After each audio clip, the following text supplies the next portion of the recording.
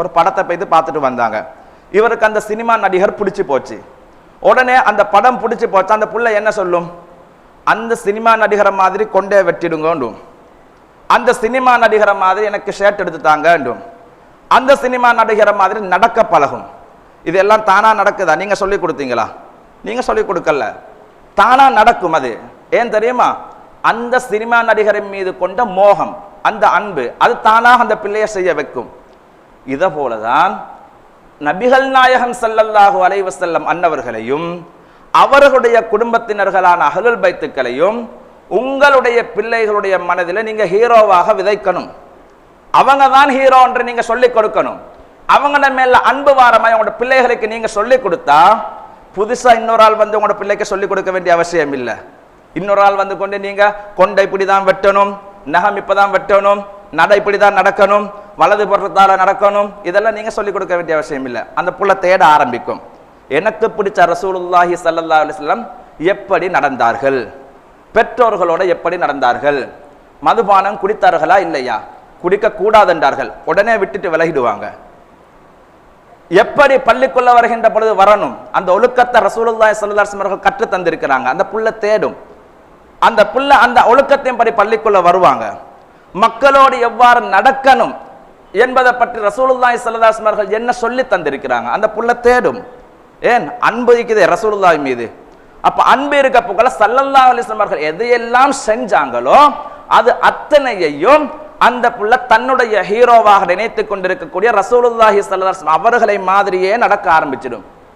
அப்ப இதெல்லாம் பெற்றோர்கள் ஆகிய நாங்க தான் எங்களுடைய பிள்ளைகளுக்கு சொல்லிக் கொடுத்து வளர்த்தால் நிச்சயமாக அந்த பிள்ளைகளை யாராலும், எந்த யூதர்களாலும், எந்த யூத கலாச்சாரங்களுக்கு பின்னாலும் போக விடாமல் எங்களுக்கு அவர்களை தடுத்து நிறுத்த முடியும். கௌஸே ஆஸம் தஸ்தகீர், கௌஸே ஆஸம் தஸ்தகீர், கௌஸே ஆஸம் தஸ்தகீர், கௌஸே ஆஸம் தஸ்தகீர். சர்வலோகத்தையும் படைத்து ஆட்சி செய்கின்ற எல்லாம் வல்ல அல்லாஹ்க்கு சுப்ஹானஹு வ தஆலாவுக்கே புகழ் அனைத்தும் முரித்தாகட்டும். சாந்தி மார்க்கம் ஏந்தி வந்த சத்திய தூதர், சன்மார்க்க போதகர், சர்தாரே ஆலம் எங்கள் சாந்தி நபி ஸல்லல்லாஹு அலைஹி வஸல்லம் அன்னவர்கள் மீதும் அன்னவர்களுடைய கிளையாளர்கள், உத்தம சஹாபாக்கள், தாபிஊன்கள், தபவு தாபிஈன்கள், இமாம்கள், அவுலியாக்கள், மஷாயிஹ்மார்கள், இறுதி நாள் வரையும் கண்மணி நாயகம் ஸல்லல்லாஹு அலைஹி வஸல்லம் அன்னவர்களின் மீது நல்லன்பு வைக்கக்கூடிய, அன்னவர்களின் மீது நல்லன்பு கொண்டு அன்னவர்களுடைய வாழ்க்கை வழிமுறைகளை பின்பற்றி நடக்கக்கூடிய உண்மையான முஃமின்கள், முஸ்லிம்கள் அனைவர் மீதிலும் இறைவா நீயே ஸலவாத் என்னும் கருணையையும் சலாம் என்னும் ஈடற்றத்தையும் என்றென்றும் சொரிந்தருள்வாயாக.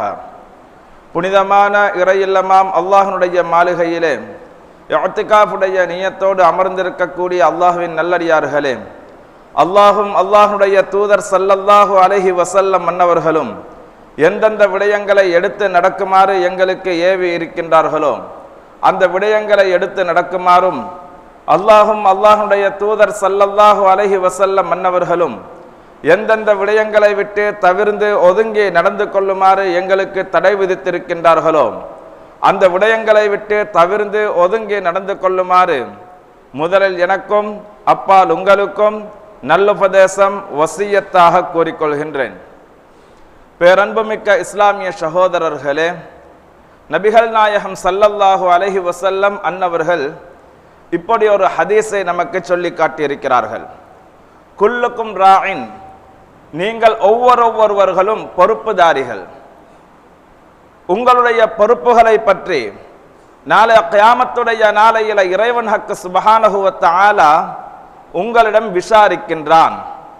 குல்லுக்கும் ராஇன் வ குல்லுக்கும் மஸ்ஊலுன் அன் ரஅய்யத்திஹி, உங்களுடைய பொறுப்புகளை பற்றி நாளைய கியாமத்துடைய நாளையில அல்லாஹ் உங்களிடம் விசாரிப்பான். ஒரு குடும்பம் இருக்கிறது என்றால் அந்த குடும்பத்தில் பெற்றோர்கள் தங்களுடைய பிள்ளைகளுக்கு பொறுப்புதாரிகள். நான் மட்டும் நன்றாக இருக்கிறேன், 5 நேரம் தொழுகிறேன், ரமலான் மாதத்தில் நோன்பு பிடிக்கிறேன், கட்ட ஈடுபாடுகளில் செய்யாமல் வாழ்கிறேன், அல்லாஹ்வுக்கு அஞ்சி நடக்கிறேன், எத்தனையோ நன்மையான காரியங்களை செய்கிறேன் என்று தான் மட்டும் நினைத்து கொண்டு வாழக்கூடியவர்களுக்கு இந்த ஹதீஸ் ஒரு படிப்பினை. நபிகள் நாயகம் ஸல்லல்லாஹு அலைஹி வஸல்லம் அவர்கள் சொல்கிறார்கள், நீங்கள் செய்தால் மட்டும் போதாது, உங்களுடைய நீங்கள் பொறுப்புதாரிகளாக இருக்கின்ற பொழுது உங்களுடைய பிள்ளைகளை பற்றி உங்களிடம் அல்லாஹ் நாளைக்கு விசாரிப்பான். நீங்க 5 நேரம் தொழுதுக்கிட்டு அந்த ஐவேளை தொழுகைய உங்களுடைய பிள்ளைகள் தொழாமல் இருந்தால், அந்த பிள்ளைகளுக்கு நீங்கள் ஏவாமல் இருந்தால், நாளைய கியாமத்துடைய நாளையில் இது பற்றி உங்களிடத்தில் விசாரிக்கப்படும். நீங்கள் நல்லவராக இருந்து உங்களுடைய பிள்ளைகள் போதை வஸ்துக்கு அடிமையாகி இருந்தால், அந்த பிள்ளைகளை பற்றி உங்களிடத்தில் நாளில் விசாரிக்கப்படும். நீங்கள் நல்லவராக இருந்து உங்களுடைய பிள்ளைகள் வழிகாட்டின் பக்கமும் அனாச்சாரங்களின் பக்கமும் அந்த பிள்ளை வழிகட்டு போகின்ற பொழுது அதை நீங்கள் தடுக்காமல் இருந்தால், அந்த பிள்ளைகளை பற்றி நாளைய கியாமத்துடைய நாளையில் பெற்றோர்களாகிய பொறுப்புதாரிகளாகிய உங்களிடத்தில் அல்லாஹ் விசாரிக்கின்றான். இது பெற்றோர்களுக்கு மாத்திரமல்ல, பாடசாலையிலே ஒரு குற்றம் நடந்தால் அந்த பாடசாலைக்கு யாரு அதிபரோ அந்த அதிபரிடத்திலும் அதை பற்றி நாளைய கியாமத்துடைய நாளையில் அல்லாஹ் விசாரிப்பான். ஒரு கம்பெனி இருக்கு, அந்த கம்பெனிக்குள்ள ஒரு பிழை நடந்தால் அதிலே ஊழியம் செய்யக்கூடியவர்களுடைய தவறுகளை பற்றி அவரிடத்திலும் நாளை விசாரிக்கப்படும். என்னென்ன விடயங்கள் எல்லாம் யார் யாரெல்லாம் பொறுப்பாளிகளாக பொறுப்புதாரிகளாக இந்த உலகத்தில் வாழ்கிறார்களோ அத்தனை பேர்களும் தான் மட்டும் நன்றாக இருந்தால் போதாது, தன்னுடைய பொறுப்பின் கீழ் இருக்கக்கூடியவர்களும் நன்றாக இருக்க வேண்டும், அதை பற்றி விசாரிக்கப்படும் என்பதனை தான் நபிகள் நாயகம் ஸல்லல்லாஹு அலைஹி வஸல்லம் அன்னவர்கள் நமக்கு சொல்லித் தருகிறார்கள். பெற்றோர்களுக்குரிய கடமைகளில் மிக முக்கியமாக நாங்கள் கவனிக்க வேண்டிய இடம் எது தெரியுமா? இன்றைக்கு சமூகத்துக்கு மத்தியில பெற்றோர்கள் சொல்லக்கூடிய மிகப்பெரிய ஒரு குற்றச்சாட்டு என்ன தெரியுமா? ஏண்ட பிள்ளை என்னுடைய பேச்சை கேட்காமல் இருக்கிறாங்க, ஏண்ட பிள்ளை என்ன பேச்சை கேட்கிறாங்க இல்லையே, நான் எப்படி என்னுடைய பிள்ளையை திருத்துறது என்று பெற்றோர்கள் தன்னுடைய பிள்ளையை திருத்துவதற்காக வேண்டி பிறர்களிடம் பொறுப்பு கொடுக்கிறார்கள், பிறர்களிடம் அவர்களை ஒப்படைக்கிறார்கள், பிறர்களிடம் உதவி தேடுகிறார்கள், அவர்களினால் திருத்த முடியாது என்று. இது எங்கிருந்து ஆரம்பிக்கிறது தெரியுமா? பிள்ளை கருவுல இருக்கின்ற பொழுதே ஆரம்பிக்கின்றன. உங்களோட புள்ள வயிற்றுல இருக்கின்ற பொழுது உங்களோட மனைவிக்கு நீங்க எப்படியான நடத்தைகளை சொல்லிக் கொடுக்கிறீர்களோ, அந்த பிள்ளைய வயிற்றுல சுமந்து கொண்டிருக்கின்ற பொழுது அந்த பிள்ளை எவைகளையெல்லாம் வயிற்றில் இருக்கின்ற பொழுது கேட்கிறதோ அவைகளையெல்லாம் இந்த உலகத்துக்கு அந்த பிள்ளை வந்ததற்கு பின்னால செய்ய ஆரம்பித்து விடும். பிள்ளைக்கு நீங்க புதுசாக ஒன்றும் சொல்லிக் கொடுக்க வேண்டிய அவசியம் கிடையாது.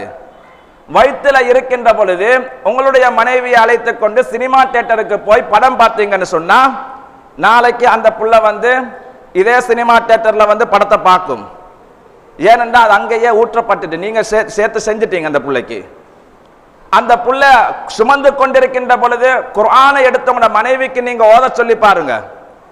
குர்ஆனை ஓத ஓத உங்களோட மனைவி ஓதுகின்ற பொழுது அந்த பிள்ளை வயிற்றுக்குள்ள இருந்து அதை கேட்டுக்கொண்டு இருக்கும். கௌசுல் ஆலம் முஹியத்தீன் அப்துல் காதிர் ஜீலானி கத்தஸல்லாஹு சிர்ரஹுல் அஸீஸ் பிறக்கின்ற பொழுதே பல ஜுசுக்களை மனனமிட்டு ஹாஃபிதாக பிறக்கிறாங்க.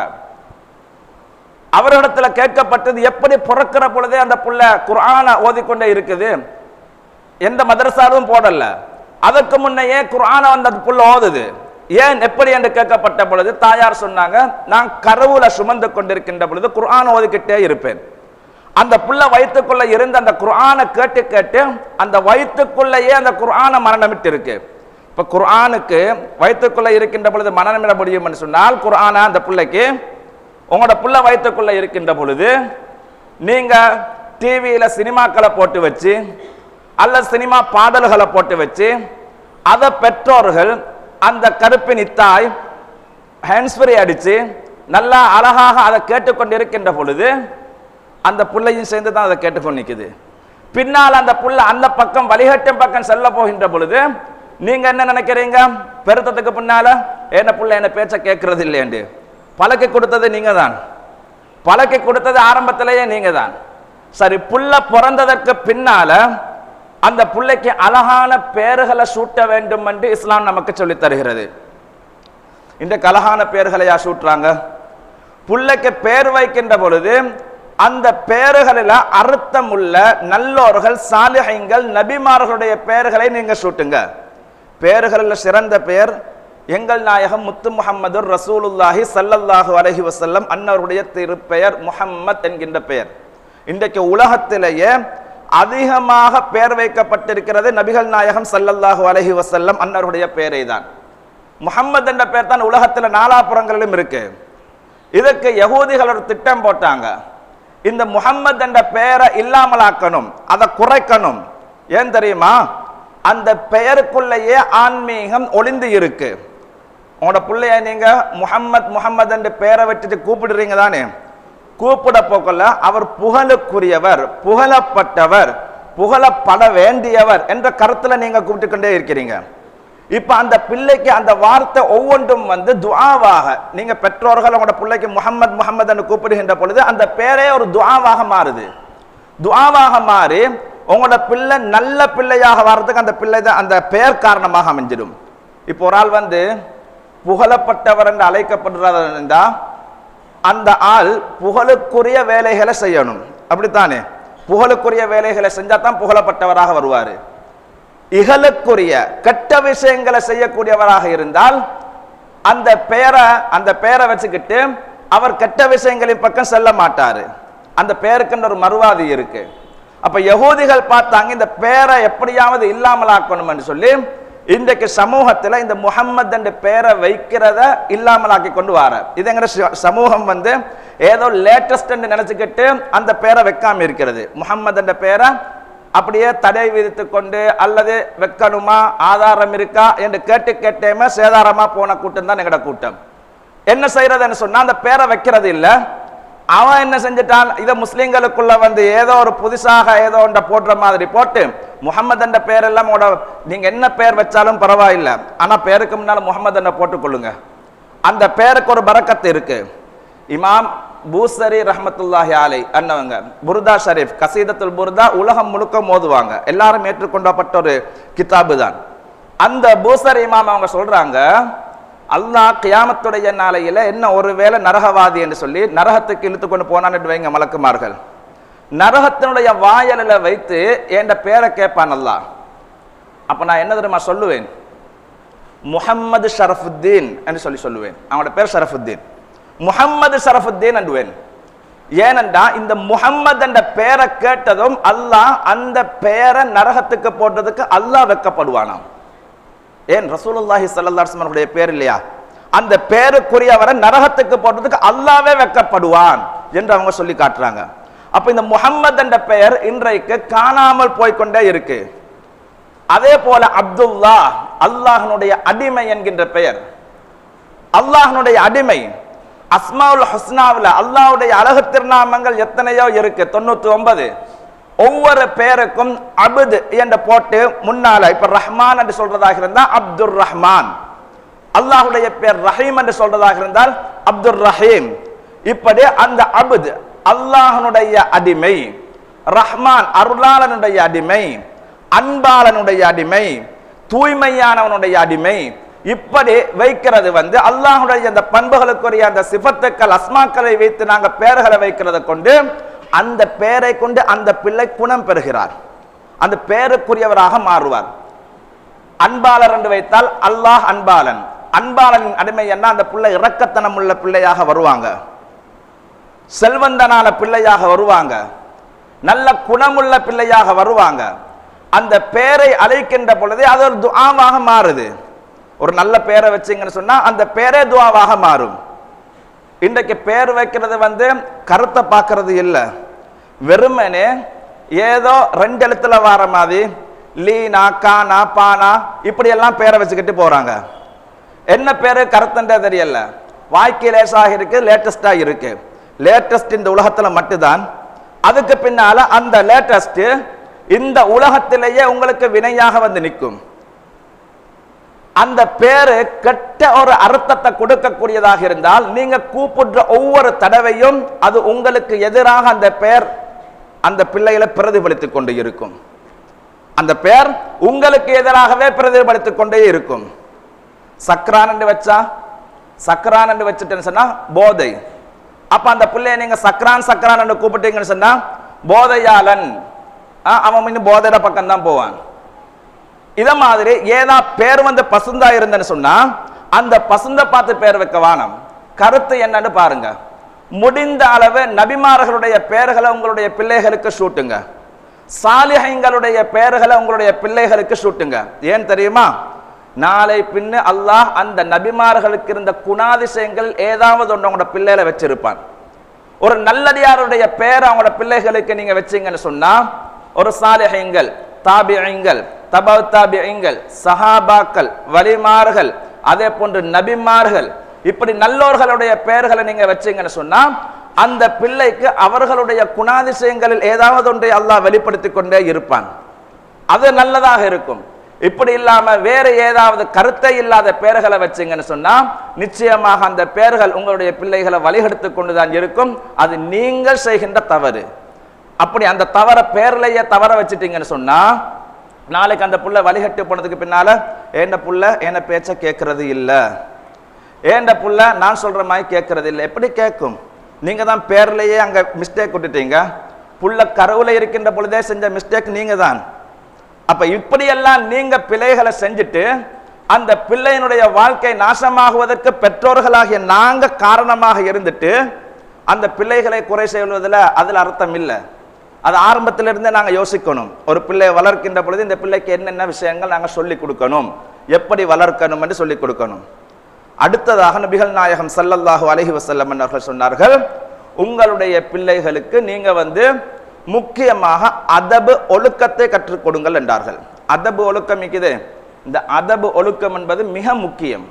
சய்யிதுனா அலி ரலியல்லாஹு தஆலா அன்ஹு அன்னவங்க சொன்னாங்க, லைஸல் யதீமுல்லதி கத் மாத வாலிதுஹு.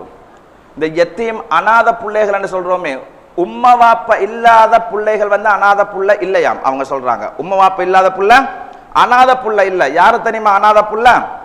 யாருக்கு ஒழுக்கம் இல்லாமல் ஒரு பிள்ளை வளருதோ அந்த புள்ள தான் அநாத புள்ளை என்றாங்க சய்யிதுனா அலி பின் அபி தாலிப் ரலியல்லாஹு தஆலா அன்ஹு அன்னவர்கள். அப்போ ஒழுக்கம் என்பது அந்த பிள்ளையினுடைய வாழ்க்கையில இருந்தால்தான் அந்த பிள்ளைக்கு வெற்றி பெற முடியும். அந்த பிள்ளை இந்த சமூகத்தில் வந்து மதிக்கப்படுவார்கள். அல்லாஹ்விடத்திலும் அந்த பிள்ளைக்கு மதிப்பும் மரியாதையும் இருக்கும். ஒழுக்கம் இல்லைன்னு சொன்னா ஒன்றும் இல்லை. சய்யிதுனா ஹசன் ரலியல்லாஹு அன்ஹு அன்னவர்கள் சின்ன பிள்ளையாக இருக்கிறாங்க. இந்த நேரத்தில் வந்து ஒரு பெரிய ஒரு ஆள் வாராங்க. இஸ்லாத்துக்கு வந்த புதுசி, அவங்க இஸ்லாத்துக்கு வந்த புதுசியில வந்து அவங்களுக்கு மார்க்க சட்ட திட்டங்கள் சரியா தெரியல. வந்து தொழுகிறதுக்காக வேண்டி வுது செய்கிறாங்க. அப்படி வுது செய்கின்ற பொழுது அவங்க எல்லாத்தையும் மாற்றி மாற்றி செய்கிறாங்க. இப்போ வுது செய்கின்ற பொழுது முதல்ல கையை கழுவணும், அதுக்கு பின்னால் முகத்தை கழுவணும், அடுத்து இந்த ரெண்டு கைகளையும் கழுவணும். இப்படி தான் ஆர்டர் படி தானே போகணும். அப்போ இந்த ஆர்டர் எல்லாம் மாற்றி மாற்றி செய்கிறார் அவரு. இப்போ இதை ஹசன் ரலியல்லாஹு அன்ஹு அவங்க பார்த்துக்கிட்டு இருக்கிறாங்க. ஸல்லல்லாஹு அலைஹி வஸல்லம் அவர்களுடைய பேர குழந்தை ஹசன் ரலியல்லாஹு அன்ஹு இதை பார்த்துக்கிட்டே இருந்துட்டு அந்த பெரிய ஆளுக்கு இப்போ சொல்லிக் கொடுக்கணும். எப்படி சொல்லிக் கொடுக்கறது? எங்கட பிள்ளைகள்னு சொன்னாக்கா நீங்க என்ன இப்படி செய்யறீங்க, பிழையா செய்யறீங்க, இப்படி எல்லாம் செய்யணும், சரியா செய்யுங்க. சில ஆக்கள் அதை கொஞ்சம் ரஃபாகவும் சொல்லுவாங்க. அப்படியெல்லாம் அவங்க நடந்து கொள்ளல. நபி ஸல்லல்லாஹு அலைஹி வஸல்லம் அன்னவர்களின் மூலமாக ஒழுக்கம் படித்து கொடுக்கப்பட்ட அவர்களுடைய பிள்ளைகள் ரசூலுல்லாஹி ஸல்லல்லாஹு அலைஹி வஸல்லம் அவர்கள் மீது ஒழுக்கம் கற்று கொடுத்தாங்க. எப்படி தெரியுமா சொன்னாங்க? அந்த பெரியவர் அணுகி சொன்னாங்க, நான் வுது செய்கிறேன், நான் வுது செய்யறது சரியான்னு கொஞ்சம் எனக்கு கொஞ்சம் பார்த்து சொல்லுங்களே அப்படின்னு இவங்க சொல்றாங்க. இப்ப இவங்க என்ன செய்யறாங்க? சரியாக வுது செய்யறாங்க. அப்படி வுது செய்ய போகல அந்த பெரியவர் உணர்ந்து கொள்றாரு, இவ்வளவு நேரம் நான் செஞ்சதுதான் பிழை, இவ்வளவு நேரமும் நான் செஞ்சது பிழை, இந்த புள்ள செய்யறது தான் சரி. திரும்பவும் அவரும் அவங்கள பார்த்து வுது செய்ய ஆரம்பிச்சாரு. இதுதான் ஒழுக்கம் கற்றுக் கொடுக்கின்ற முறை. ஒரு பெரியவர் தவறு செய்தால் அந்த தவறை எப்படி சுட்டி காட்டணும் என்பதற்கு சய்யிதுனா ஹசன் ரலியல்லாஹு அன்ஹு அவர்கள் இதற்கு நமக்கு எடுத்துக்காட்டாக அமைந்திருக்கிறாங்க. பெரியவர்கள் குற்றம் செய்தால் அந்த குற்றத்தை சொல்லுகின்ற அந்த முறை இருக்கு. இந்த முறைப்படி தான் சொல்லணும். எல்லாருக்கும் ஒரே மாதிரி திருத்த முடியாது. அடுத்ததாக ஸல்லல்லாஹு அலைஹி வஸல்லம் அவர்கள் சொன்னார்கள், நீங்க ஒழுக்கம் கற்பித்து கொடுக்கின்ற பொழுது அந்த ஒழுக்கத்துல மிக மிக முக்கியம் என்ன தெரியுமா? நபி ஸல்லல்லாஹு அலைஹி வஸல்லம் அன்னவர்களை பத்தி உங்களோட பிள்ளைகளுக்கு நீங்க சொல்லி கொடுக்கணும். இன்றைக்கு ரசூலுல்லாஹி ஸல்லல்லாஹு அலைஹி வஸல்லம் எங்க பிறந்தாங்க எங்க மறைஞ்சாங்கன்னு கூட தெரிய நிறைய பேருக்கு. எப்ப பிறந்தாங்கன்னு தெரியா, உம்மாட பேர் என்ன வாப்பாட பேர் என்னன்னு கூட தெரியல. இந்த நிலையில எங்க சமூகம் இன்றைக்கு போய்கிட்டு இருக்குது. உலகம் என்று உலகத்தில் அப்படியே மூழ்கி போய் இருக்கிறாங்க. நபி ஸல்லல்லாஹு அலைஹி வஸல்லம் அன்னவர்களை பற்றி உண்டான செய்திகளை அறிவித்து கொடுக்கணும். அறிவிக்கிறது மாத்திரமல்ல, அந்த செய்திகளின் மூலமாக அந்த பிள்ளைக்கு நபி ஸல்லல்லாஹு அலைஹி வஸல்லம் அன்னவர்களின் மீது அன்பு வரணும். நீங்க சொல்லிக் கொடுக்கின்ற பொழுது அன்பு வரணும். அந்த அன்பு வார மாதிரி நீங்க சொல்லிக் கொடுக்கணும். நபி ஸல்லல்லாஹு அலைஹி வஸல்லம் அன்னவர்களுடைய சிறப்புகளை சொல்லிக் கொடுக்கின்ற பொழுது அவர்களுடைய பெற்றோர்களில் இருந்து, அவர்களுடைய குடும்ப வங்கிசத்தில் இருந்து எல்லோரை பற்றியும் நல்ல எண்ணம் வருகின்ற மாதிரி சொல்லிக் கொடுக்கணும். இன்றைக்கு உங்களோட பிள்ளைகளுக்கு சொல்லிக் கொடுக்கிற ரசூல் ஸல்லல்லாஹு அலைஹி வஸல்லம் அவர்களுடைய உம்மாட வாப்பாட பேர் என்னன்னு கேட்டா எல்லாரும் எப்படி சொல்லிக் கொடுப்பீங்க? ஆமினா அப்துல்லா. இது ஒழுக்கமா? இதையே உங்களோட பிள்ளைகிட்ட உங்களோட வாப்பா அப்பாட மும்மாட பேரை கேட்டேன்னு சொன்னா என்ன பேர் எப்படி சொல்லுவாங்க? வெறுமனே பேரை சொன்னா உங்களுக்கு எப்படி இருக்கும்?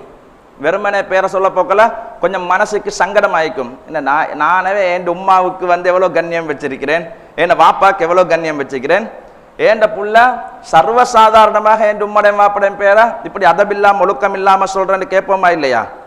அப்ப நபி ஸல்லல்லாஹு அலைஹி வஸல்லம் அன்னவர்களுடைய பெற்றோர்களுடைய பெயரை சொல்லி கொடுக்கின்ற பொழுது ஸல்லல்லாஹு அலைஹி வஸல்லம் அவர்களுடைய தாயாரின் பெயர் சய்யிதத்தினா ஆமினா ரலியல்லாஹு தஆலா அன்ஹா என்று ஒழுக்கமாக ஃபுல்லா சொல்லிக் கொடுக்கணும். எங்களுடைய தலைவர்களில் ஆமினா நாயகி ரலியல்லாஹு அன்ஹா அல்லாஹ் பொருந்திக் கொள்ளப்பட்டவர்கள் என்று அவர்களை கண்ணியப்படுத்தி சொல்லிக் கொடுக்கணும்.